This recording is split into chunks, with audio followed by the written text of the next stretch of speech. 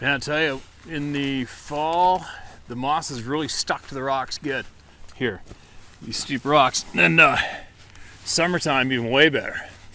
But right now, after the snow's been melting, it's just like walking on icing on a cake. It's weird.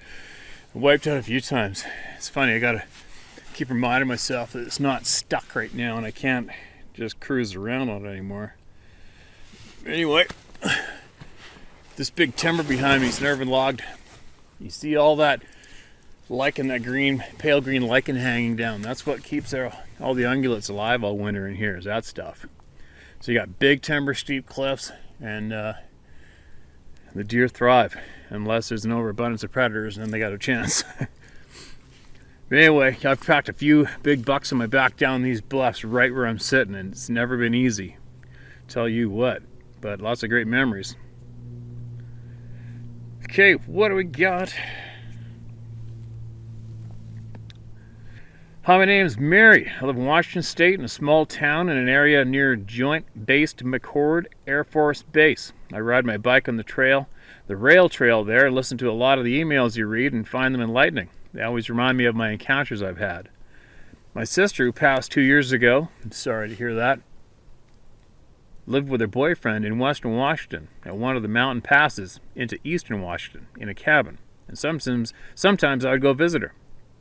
One morning I woke up to hear my sister talking about something that was left in the backyard. I didn't know it at the time, but for several years she had visitors and would sometimes tell me to take a whistle with me if I went out to walk the property. That morning she told me to go look in the yard. I went out back, and close to the house there was a spiral staircase that had been dug into the ground. I thought her boyfriend had done it because he was always working on unusual projects. So, first thing I did was go down to the end and touch the wall. As I was down there, I got this feeling someone was watching me, thinking it was my sister. I look up and see the top of a head darting out of sight, someone trying to avoid my glance. Then I turned around and climbed back up. I went into the house, mentioned her boyfriend, and she told me he didn't dig it. So I went back home and noticed there was a strange presence around me after that. Every time I got on my bicycle to go up the trail, I could hear the brush rustle like it was right beside me, racing me. I never felt threatened, and I talked to it most of the time. I only saw it once while visiting my mother. There's no periods at all, so bear with me. I was in the backyard looking up at the tire on top of the camper my nephew was staying in, wondering how I was going to move the tire that was holding the tarp down. It was coming off. Then I turned to go into my mom's house and I heard some noises. I went back around the corner and saw it only for a moment, moving the tire.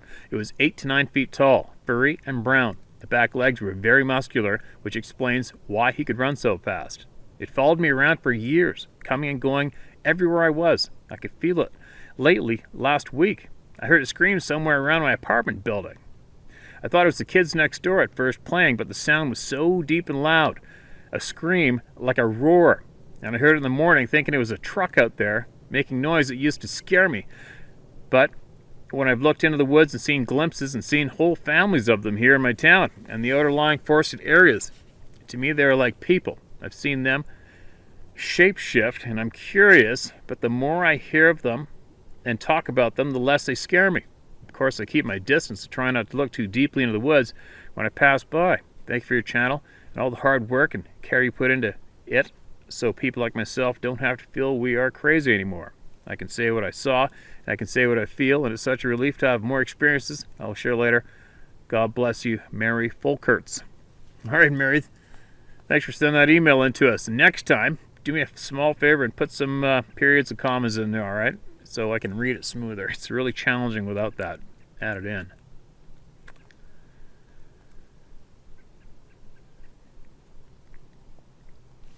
Oh, I'm getting cold. It's late afternoon and I'm on the shadow side of the hill. I'm high up and the heat is not coming off the sun. Lake of the Woods Cabin.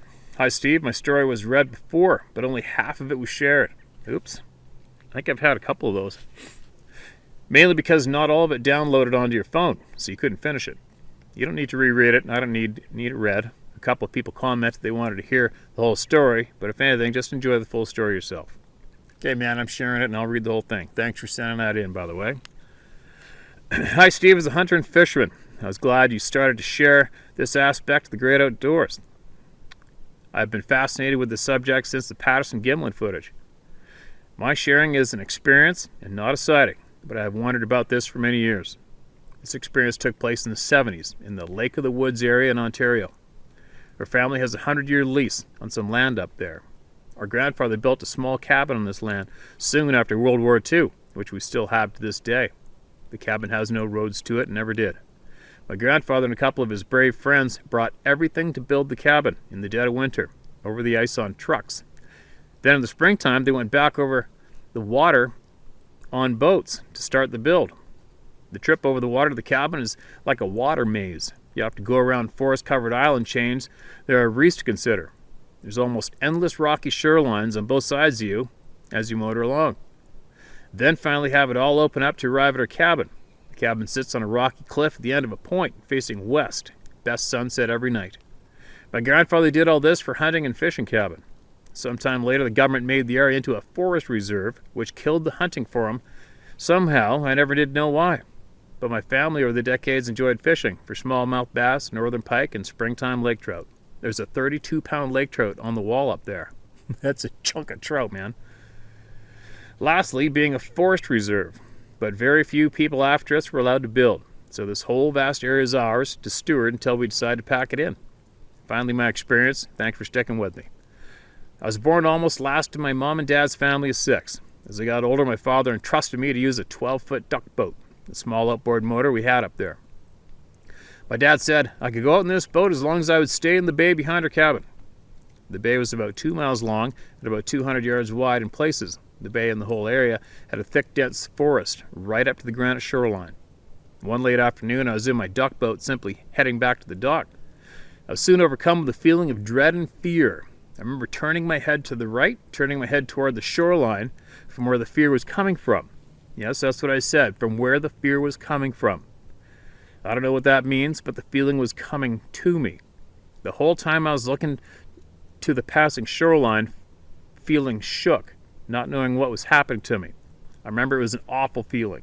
I remember I was a ways from the shore, but glaring at the shoreline, looking at this one small tree with the entire forest behind it. Why that tree? That tree was just sitting still, no movement. It was a very calm day. I was focused on that one tree, that one spot on the shoreline. To tell you the truth, I'm so glad nothing stepped out of the forest. As I went further down the bay, the feeling went away, and I was fine. As soon as I got back to the dock, I tied off the boat and ran up the hill to join the family in the cabin. I never told my dad or anyone all my life until now. Plus, in a big family of 6, no one asks a kid that comes blasting in from the outdoors, "Did anything happen to you out there that was strange?" Plus, I was taught not to interrupt adult conversations. So as a young buck, like I was, I just moved on to the next thing, probably supper. I don't think my dad knew of these wild people, by how my dad just cut us loose when we got there. I think he was more focused on the waterways and fishing, and less about hiking around the vast forest. But I did have a golden retriever with me in the forest, and even in the boat. I'm sure that helped keep me safer. You have mentioned that before. I'm 60 now, and thanks to your channel, I feel that I understand better what these feelings and pressures could mean, and what to do.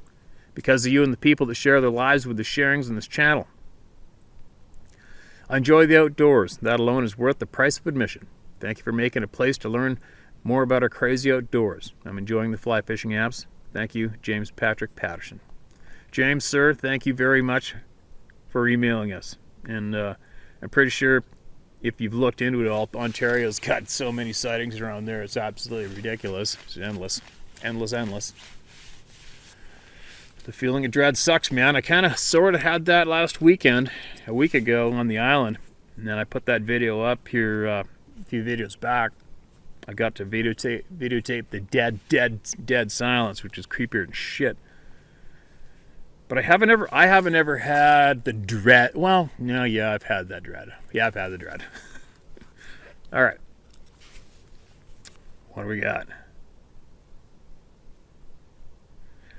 Hey, Steve. Jim Barkley again, with a question about today's posting. Can you please ask Bobby Sue to describe the female voices she heard on Vancouver Island?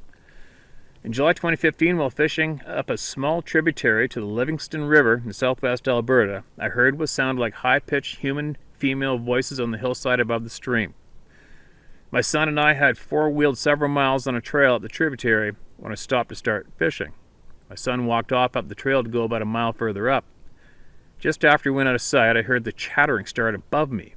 My ultra-smart Labradoodle, whom I mentioned in one of my emails you read previously, was there, and we both stood quietly and listened. My dog Amos was totally fixated on the voices and never moved a muscle until we could no longer hear them. It was a friendly sounding conversation between two females.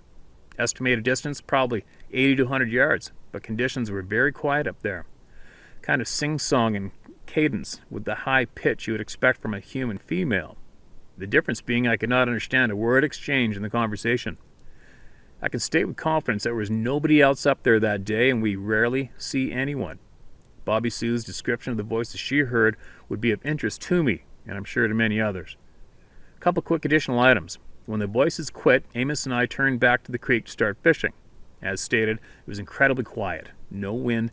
This in itself is unusual in the mountains, but a small sapling at the edge of the stream was slowly waving back and forth. Amos and I stood staring at it for a minute, and then walked the 20 feet over to where the tree, which quit moving before we got there. So I start fishing downstream, into the deep walled canyon below. At about the third sharp turn, something big races up the extremely steep loose shale canyon wall, making a hell of a racket, and then gone. It was around a sharp corner, so never saw it. But whatever it was extremely fast. On my way back upstream, I climbed the canyon wall on all fours to get back to the trail, to the truck. It took me a good 5 or 6 minutes to climb that steep loose surface, cliff face. Whatever ran up there, I did it in about 10 seconds. Never found the tracks either, but I was pretty sure I knew what it was. Is this where I say it had to be a really big athletic bear? LOL. Anyway, the email turned out kind of long, but I'd really like to hear Bobby Sue's description of the female voices. Thank you, Steve. You're doing a hell of a fine job. Good information is invaluable. Keep listening to your instincts and stay safe, man. All right, thanks, Jim. Thanks for sending that in. I'm sure if Bobby Sue's, almost guarantee you she's listening to this right now, and maybe she can make a comment make a comment about that in the comment section below the video. That'd be pretty easy, instead of throwing the dice and throwing an email to me, and I might not get it for frickin' ever.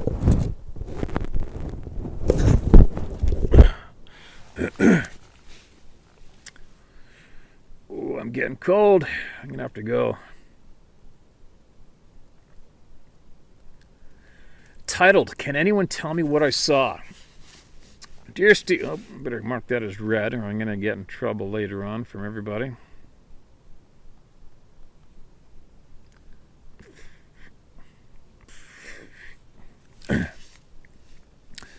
Dear Steve, my name is Leona. I'm 52 years old and I'm an educator. A friend of mine recently told me about your channel. After listening to only a handful of your episodes, I realized I now have a safe place to share my experience. I know that Sasquatch exists, and I've had numerous experiences. This is about something different. The time of year was late winter / early spring. 8 years ago in Bentonville, Arkansas, my daughter, then age 7, and I were driving south on Northwest A Street. As we traveled up the hill, we both saw something, but we still did not know what it was. At the top of the hill, there was a clearing about 30 yards across with dense woods on either side. There was no vegetation on the trees yet. As we began to climb the hill, my daughter said, "Mommy, what was that?" I could only tell her that I didn't know. What we saw was a creature that emerged from the woods, walking bipedally. It then crossed the clearing on all fours before standing bipedal once again to disappear into the woods to the left of the clearing. I've never seen anything like it before, and to this day I am befuddled. The creature was massive and lean, very muscular. Its black hair shone in the afternoon sunlight. Based on the height of the trees and the fact that many people hike the trail, I determined the size of the thing to be about 14 feet tall. At the shoulder, went on all fours. What? I estimated that on its hind legs it stood around 17 or 18 feet tall at the shoulders. What? I would say this thing was close to 900 to 1,000 pounds. It resembled a cross between a wolf and a razor-backed hog, being very stout and muscular around the neck, head, and shoulder area, tapering off at waist to slender hips and lean legs. Its tail was bushy and close to a third of its overall length. Its snout was long and its ears were big, hence my equating it to a wolf. However, the way it moved with such swiftness made me think of wild hogs. The whole sighting lasted only seconds, but every detail is burned into my memory as if it were yesterday. It was very hard to hide my surprise and fear of this thing from my daughter. I still have nightmares and wonder if anyone else has witnessed this creature. I need to know what it was. Thank you, Steve, for all you do to help people like me. You and the work you do is much appreciated. Sincerely, Leona Valdez. All right, Leona, that is one hell of a description. Especially the height numbers you gave are almost unheard of, I believe. I haven't heard of anything quite like that myself. That's frickin' crazy. But I know there is a handful of people that often complain that I don't talk about Dogman. I don't know why they think I'm intentionally not talking about Dogman reports, and I read what I get, you guys. So if anybody can relate to what was just emailed in, let her rip in the comments below. All right, don't be scared to. Just go ahead and speak of it, and let's see what you got. Okay, one more. I'm out of here. It's getting frozen. Hello, Steve. First of all, I want to say thank you for providing a safe place for folks to share their stories and knowledge. This story I want to tell is not a Sasquatch, but I think it adds to the round table of knowledge. I've heard many stories of mind speak, and that's what this one is about. This happened about 20 years ago when my son was just a baby. My wife and I went shopping at this big box store. We did this once a month. We got what we were after and started heading to our car. Our son was in his infant seat in the shopping buggy. We walked up to the car. Now I tell you, as busy as these places can get, there was not much commotion in the parking lot at that time. I was 3 steps to our car, and all of a sudden I hear this voice. The voice was so crystal clear as if the speaker was right there speaking in my ear. It said, "Get me out of here," in the most clear but really evil sounding voice. I immediately started looking around as I thought the voice came from a child's toy or a portable game. Steve, there was no one close enough that this voice could have been that clear, not that loud. It wasn't especially loud, but was at the level of someone in very close proximity. My wife took our son and put him in the back of the car, and she got in the front. It was at that time that I noticed that the pickup parked alongside had a dog in the back. He seemed like he was a bit scared himself. The dog had his ears slightly cocked, but was intensely looking at the front of the store. I was worried at first until I realized the dog was every bit as scared as I felt. I couldn't believe I didn't see him before my wife carried her son into the car. Every hair on my body stood on end. But I went immediately, opened the trunk, and loaded up all that we had purchased, took the buggy to the vestibule, and got in the car. I wanted to run like hell after what I heard, but instead kept my head down and went back to the car, not wanting to show the immense fear that I was feeling. I was hardly even breathing as I started the car, but I set out of the parking lot quickly. I looked at my wife and asked, "You did hear that voice, right?" She answered with, "Yes, let's please get out of here."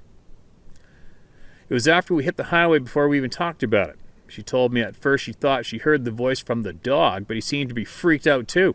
I was freaked out the rest of that week, but something had kicked in that took over, and it was the need to protect my family no matter what was going to happen. Again, the parking lot was sparse, and the nearest people to us was a family getting out of their car 3 lanes over in the parking lot. So eventually, I thought it was a projected voice, possibly from another world. It was unseen, but I could feel it was definitely there. There was no way the voice we heard did not come from a toy, as it was too loud and clear. However, I thought that mind speak was one person to another. I think differently now, especially so as the dog obviously heard it as well. Steve, I don't know what the hell that thing was, and I don't think I really want to know. I'm glad it didn't make itself seen either. However, after hearing the stories of so many others that the creature my family encountered that day could have had us at any moment it wanted, I didn't know how to feel about that. The interesting thing is that my son was totally unaware of anything going on, and he was awake for the whole thing. I still wonder about that. Sorry for the long email, but I need to unload that story. Thanks again, Steve, for the massive amount of time you dedicate yourself to with this stuff. You're a good man, and all my best to your listeners. Sincerely, Clark. Clark, that is one hell of a story, man. And I am definitely not the guy to answer with any clear explanation for what you heard, that's for sure. I mean, there's no shortage of people who have heard a voice clear in their head telling them to get the hell out of here, don't go any further, or whatever, and seeing those Sasquatches combination with that, but that's something else. I don't know, man. I don't know what to say myself. I haven't a clue. But if somebody here watching this video does and can relate to exactly what was just shared here, comment away in the comment section below, and you guys can have at it. All right? But anyway, I gotta go. It's now freezing cold. It's straight down. I got a ways to go because I couldn't. There's too much snow on the logging road, and it was still a hard crust on it. So I just cruised right up on top of that crusted snow for quite a while. And I got a funny feeling by the time I get back down, I might have to sink through it the whole way back, which is gonna suck. But there you go. You guys got something you want to share you feel is gonna help somebody, or you need some help? Email it to sharemystory@howtohunt.com or tellmystory@howtohunt.com, and we'll get to it. We'll share it. All right.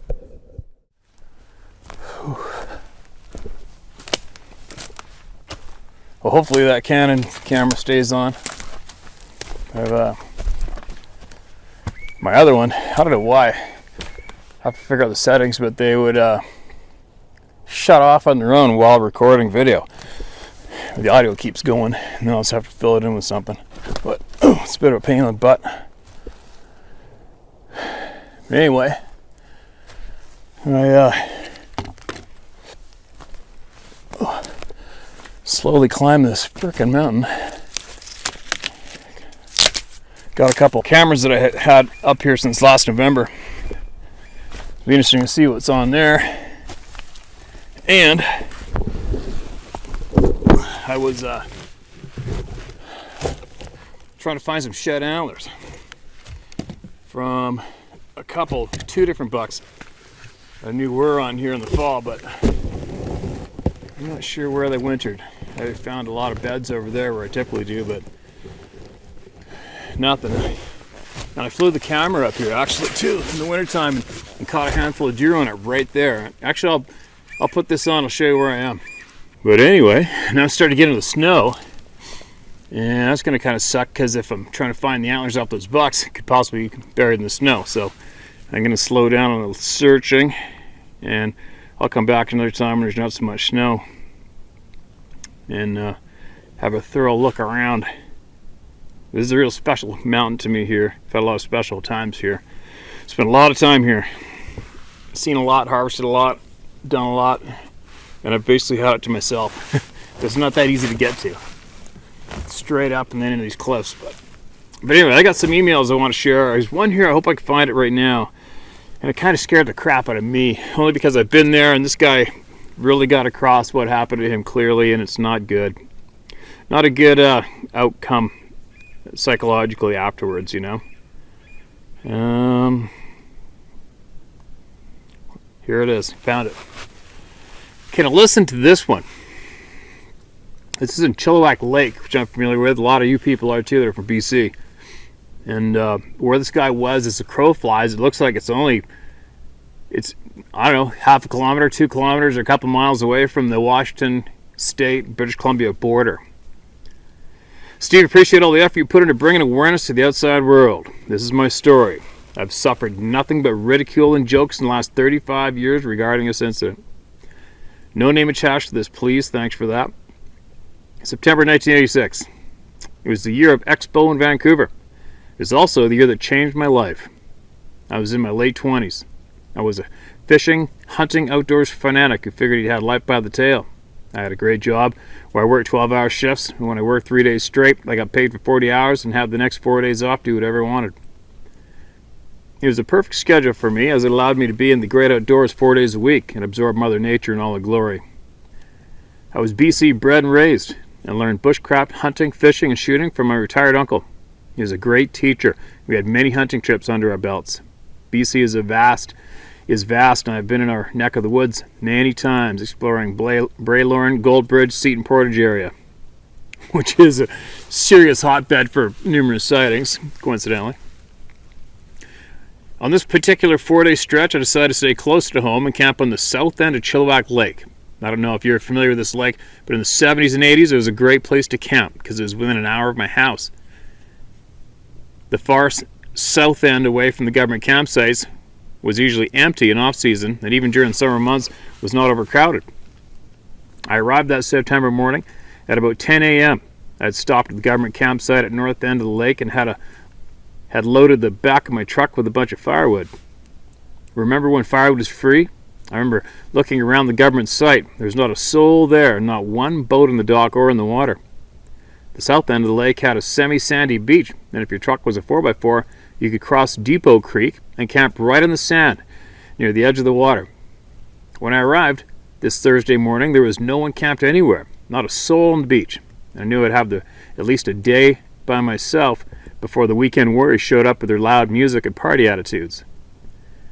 I pulled my truck parallel to the water, about 20 feet from the creek and about 75 feet from the edge of the lake.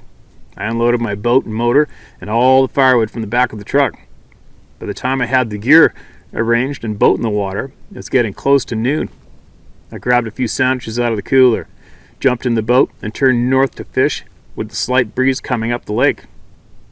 The reason I'm going into such detail about everything comes into play here a little farther on.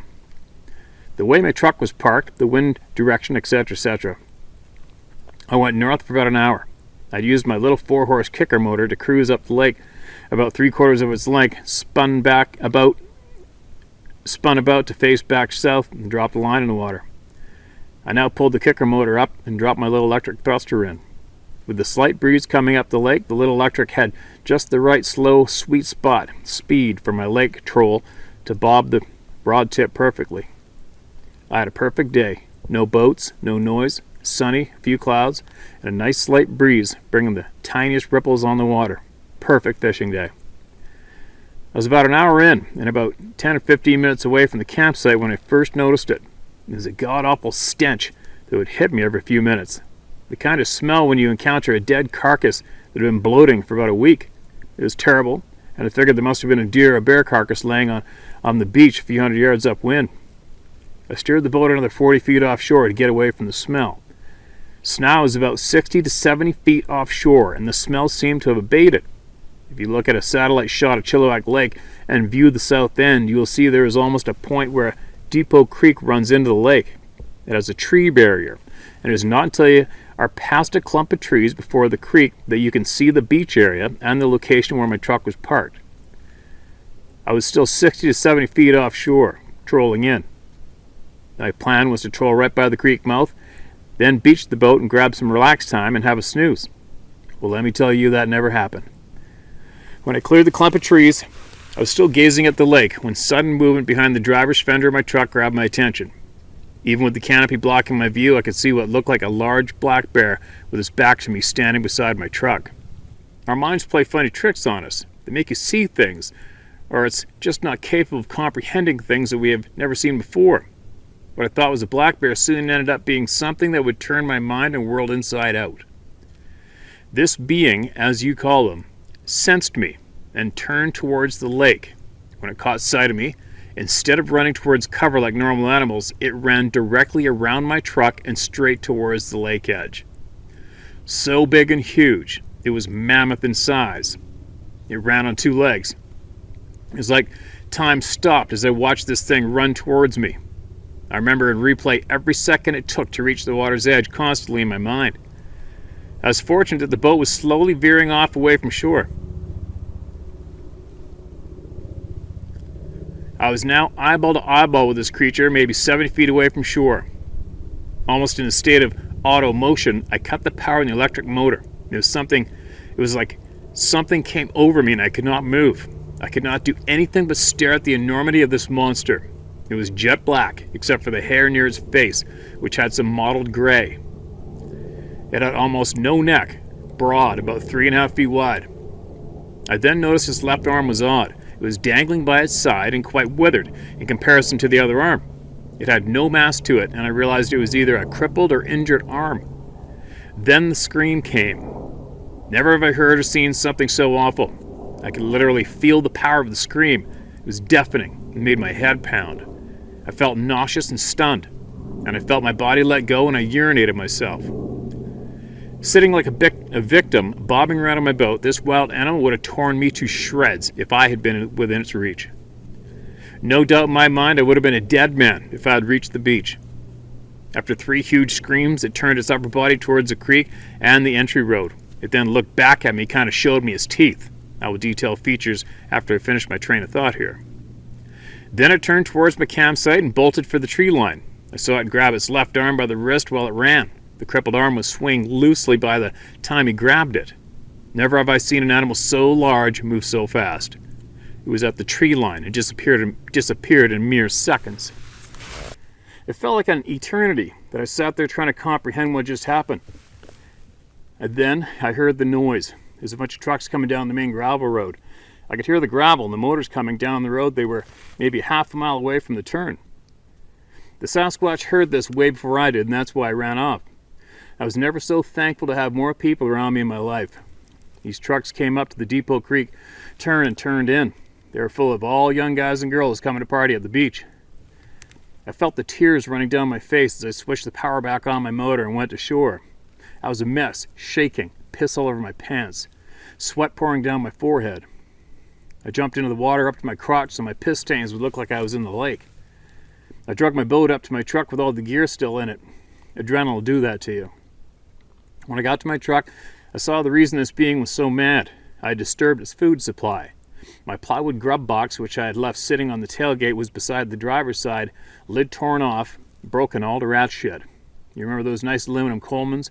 It was bent to hell as well.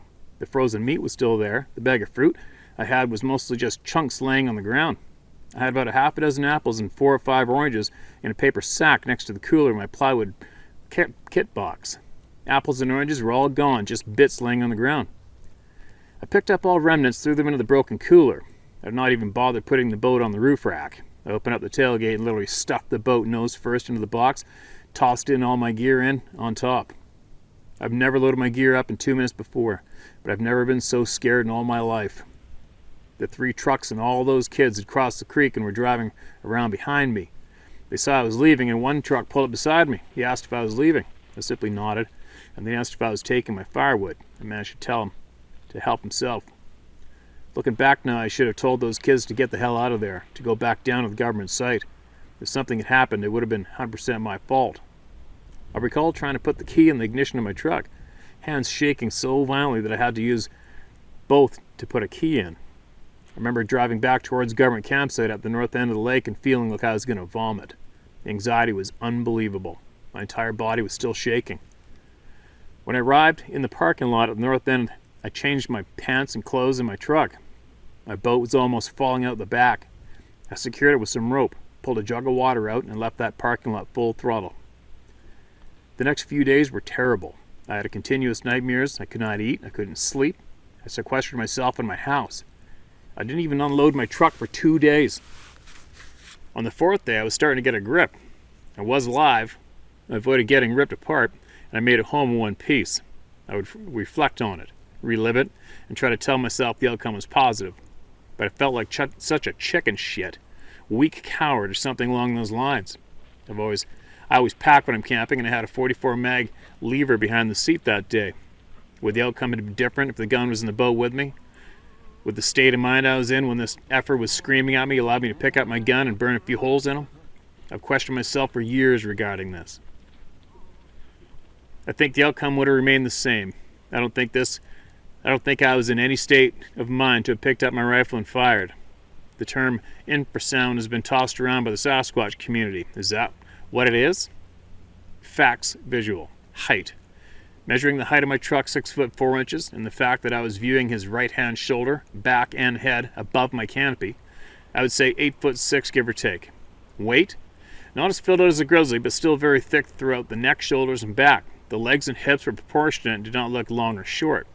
It had massive thighs. My guess would be 650 to 700 pounds. Arm length was long, just above knees. Right arm was huge and was covered in 2-inch long coarse hair. Left arm was withered and dangled by its side the entire time. I saw no movement in this arm.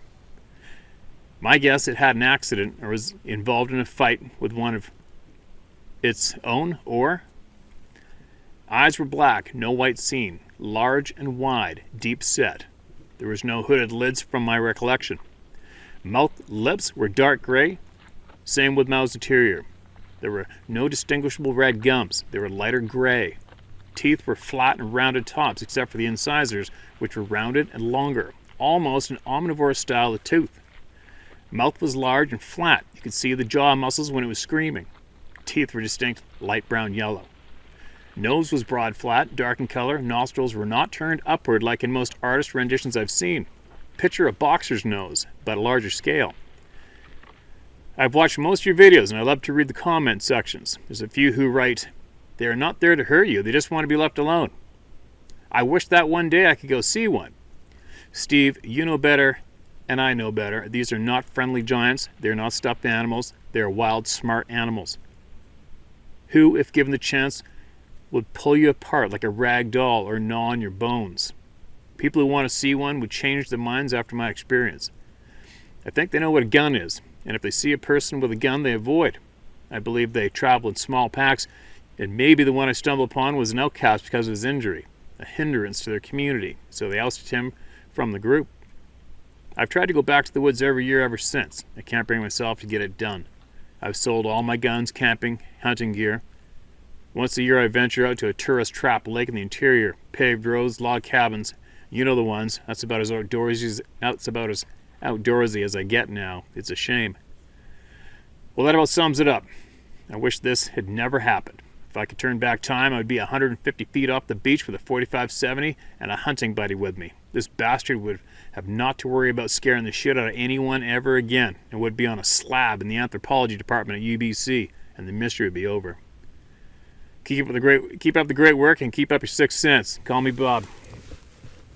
All right, Bob. That's one hell of a shit-eating experience, man. That's not a cool experience. And it's also not the first time a wounded Sasquatch has been reported either, right? The Bosberg incident. The Bosberg cripple, I think it was called. It's funny, as the crow flies right there on their side of the valley, there's tons of sightings. I never had anything happen on this side ever in years. Weird. But anyway, I wonder, you never know, that group of people that came after you, the chances of them having their shit ransacked late in the night were pretty high that weekend, wouldn't you think? And if any of those people if they did have something like that happen to them as well after you left, the chances are one or more of them are probably watching this channel right now. And if you are, and this sounds familiar, Depot Creek, north end of Chilliwack Lake, in 1986, then you might have possibly had somebody take your food and scare the shit out of you. Then you can email it into me at sharemystory@howtohunt.com or tellmystory@howtohunt.com, and we'll share it with the rest of the planet and get your experience off your chest and get you back that respect you deserve, right? Who would ever want to go through that? Especially when it sees you and comes running towards you with absolute rage on the go. That's not a very smart move either, though, is it? I mean, I just don't understand the desperation, the acts of desperation in a way as some of these things do, like that one in particular. What's it thinking? Broad daylight, it's going to go hit up your truck for your food. Didn't even know where you were. You could have crosshairs on it with a 300 Magnum anywhere at the time. You never know, right? And then, I always tell everybody, if you ever see one of these things, don't shoot it. If you don't have to, I would not shoot it because I am a firm believer you would probably be starting something that you wished you never did. But what do you do when it's fair game? I mean, if you turn the tables, if you put one of those suckers somewhere on a beach and you snuck up on it and then it saw you and you ran towards it 20 more meters and stared it down and growled and screamed at it, I'm pretty sure it's going to either fight you to the death instantly or take off, right? I mean, you can't be that stupid. Why would you offer up and tempt a human being to put a hole in your frickin' head like that unless you weren't here very long and you're absolutely inexperienced and you had never been here before and possibly never even seen a human before? There's always that chance, right? I'll tell you what, the majority of these things that have seen humans with guns, they don't want nothing to do with them. I'll never forget that guy in BC that was talking to me and John Bendernagel and told us about having his 30-06 scope on the forehead of that one. I think he said it was like 20 yards or something, and he said he could see the wrinkles in its forehead and the whites of its eyes. And he put its crosshair from eyeball to eyeball down to its mouth and back up to its forehead.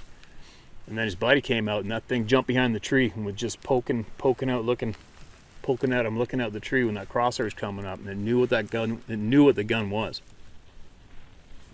But a lot of these things, the way they react and act, it's like they've never been here before. You never know, right? But anyway, I think I'll leave that one alone by itself, and I'm going to keep hiking. And I'll, once I get her up over the top of this mountain and start heading back down that big timber, I'll see if there's a cool spot there to stop. And I'll do another share there. And I got a big day ahead of me tomorrow. I'm going to go way up valley, and I think I just might go into the stand tomorrow. And there's a huge trail at the end of the corner swamp. I just might go in there, and I might bring a couple pounds of meat and hang it up way up in the tree and put a camera in there to see exactly how long and how many grizzly bears I get on that trail camera. It might be kind of cool. And then maybe I'll give you guys a tour of the stand, and we'll take a look at those lag bolts, and I'll show you what went down in there. Why not? And then after that, I'm going to go farther up the valley. I'm going to bail into that big, wide open valley, river bottom, flat. And I'm going to go for about an hour or 2 hour power hike straight up the valley in the middle of the river and see what kind of game animals are running around that soft dirt and what kind of tracks are left in the sand. I love doing that because there's a lot of elusive game animals running around here. You rarely see them, but they can hide their tracks. I love soft ground with tracks. And that valley bottom, that river flat, there's just nothing but soft stuff all over the place. It's pretty impossible to run across that valley without leaving your prints, right? And then I might I'll bring the flying camera, I'll fly that up and see if we might be able to spot a grizzly bear or those moose too. I think that'll be really, really cool. And that's tomorrow's project, early in the morning. But anyway, I'm gonna get my butt in gear. Day's creeping on. It's definitely not warm here. It looks like it, but it's not. It is chilly, and I got fairly wet with sweat, so sitting here cools right off. I'm gonna have to get moving. Oh, so don't forget, share my story at howtohunt.com, tell my story at howtohunt.com, and mail it in, and we'll get to it. Be safe.